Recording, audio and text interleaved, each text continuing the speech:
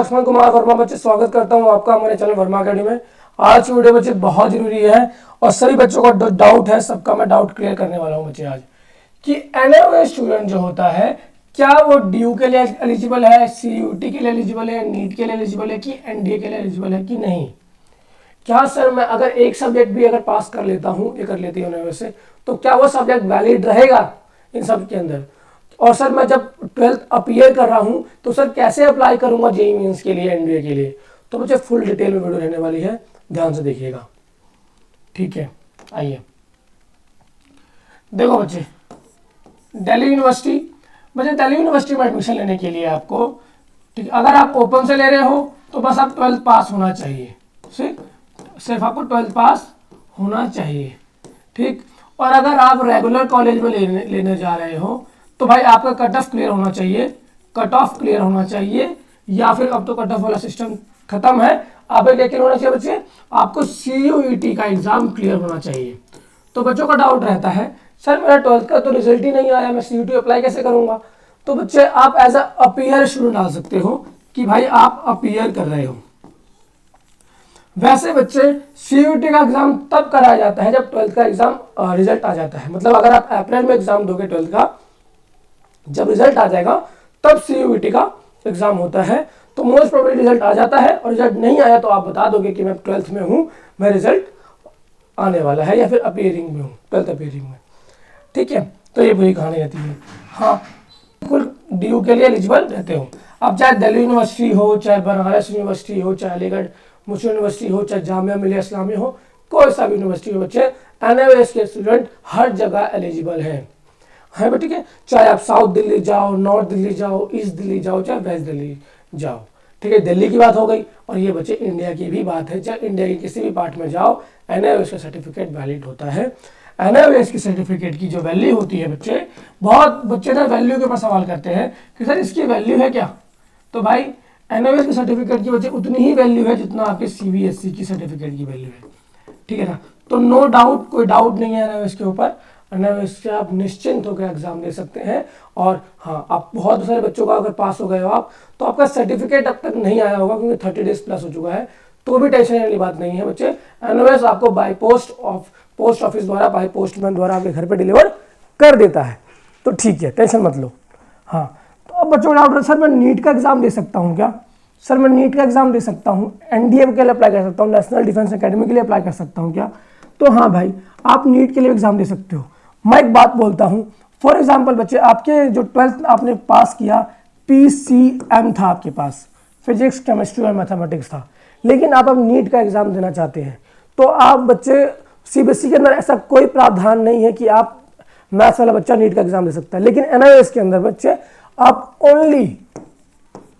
Only bio का exam दे करके, biology का एग्जाम दे करके बच्चे आप पास कर सकते हैं, और पास करके बच्चे आप डायरेक्ट नीट के लिए अप्लाई कर सकते हैं, मतलब डॉक्टर बन सकता है, ठीक है ना।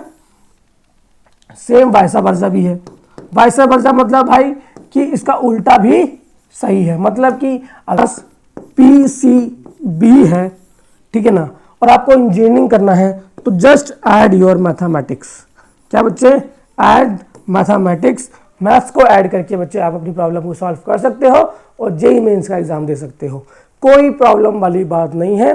बस बच्चे चेन्नई के 1-2 यूनिवर्सिटी है, अन्ना यूनिवर्सिटी और तिरुचिरापल्ली यूनिवर्सिटी, बच्चे वहाँ पे वैलिड नहीं है एनओएस का सर्टिफिकेट, बाकी इंडिया के हर जगह वैलिड है, ठीक है। हर जगह एनओएस के द्वारा आप एडमिशन ले सकते हैं, ठीक। अब भाई एनडीए के लिए बात करते हैं, तो बच्चे बहुत सारे स्टूडेंट ना एनडीए में जाना चाहते हैं। अगर आपको एनडीए के बारे में नहीं पता है तो नेशनल डिफेंस अकेडमी भाई 16.5 साल से लेकर 18.5 साल के बच्चे जा सकते हैं, इसके बीच में यहाँ पे जाके अब लगभग हर साल 350, 450 बच्चे सेलेक्ट होते हैं, और जहाँ पर डायरेक्ट वो ऑफिसर बनते हैं, ठीक है, तो इंडियन आर्मी के अंदर। तो ये बेस्ट अकेडमी है बच्चे इंडिया का, ठीक है, जो कि इसका एग्जाम यूपीएससी कराता है। यूपीएससी जो आईएएस का एग्जाम कराता है ना, सेम बच्चे यूपीएससी कराता है। एग्जाम टफ रहता है, लेकिन जब आप एग्जाम क्लियर करते हो एनडीए का, इसके अंदर पहले रिटन एग्जाम होता है, फिर एसएसबी होता है, वो डिटेल वीडियो आपके कभी और बना दूंगा मैं एनडीए के बारे में। लेकिन आप एनडीए के लिए भी एलिजिबल हो, ठीक है ना। बहुत बच्चों का डाउट रहता है कि सर मैं क्या एनडीए के लिए अप्लाई कर सकता हूँ क्या।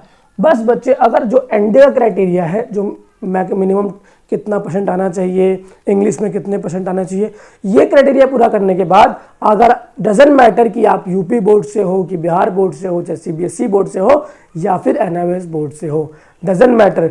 इंडिया में लगभग 60-65 बोर्ड्स हैं, स्टेट बोर्ड्स हैं या फिर एजुकेशनल बोर्ड्स हैं, वहाँ से आप पढ़ाई करके पास होकर के एनडीए में, सीयूईटी में, एनटीए, नाटा के अंदर, जेईई में कोई सा भी एग्जाम दे सकते हो। सारे गवर्नमेंट एग्जाम के लिए बच्चे आप एलिजिबल हो। All government exam, all government jobs के लिए आप एलिजिबल हो।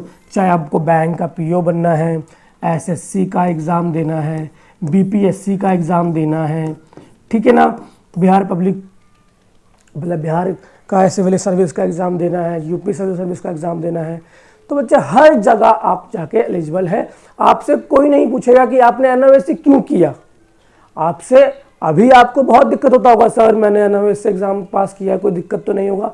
बच्चे फ्यूचर में आप देखोगे 1 से 2 साल बाद या 6 महीने बाद जब आप कॉलेज ज्वाइन कर लोगे, जॉब में जाओगे, कहीं पढ़ने जाओगे, कुछ करने जाओगे, आपसे कोई पूछेगा ही नहीं कि आपने 12th, आपसे पूछेंगे आप 12th पास है, अब बोलोगे हाँ मैं 12th पास हूँ। नहीं पूछेंगे सीबीएसई से पास होगी, एनआईओएस से पास होगी, यूपी बोर्ड से पास होगी, बिहार, आपसे नहीं पूछेंगे। हाँ आपसे पूछेंगे कि आपका स्टेट बोर्ड क्या था, आप कहाँ के रहने वाले हो, ठीक है ना।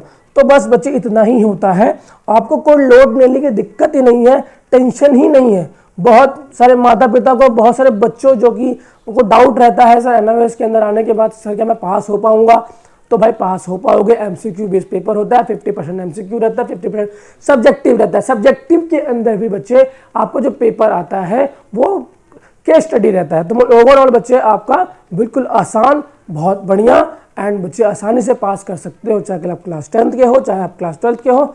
लेकिन मेरे समझने वाली बात यह है कि आपके मन में कोई डाउट नहीं होना चाहिए कि मैं कहीं एलिजिबिलिटी तो नहीं मेरी खराब हो जाएगी। तो नहीं भाई, आप हर जगह एलिजिबल रहोगे।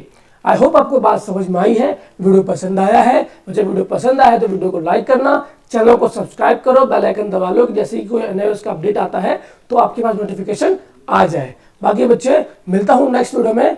जय हिंद, जय भारत बच्चे।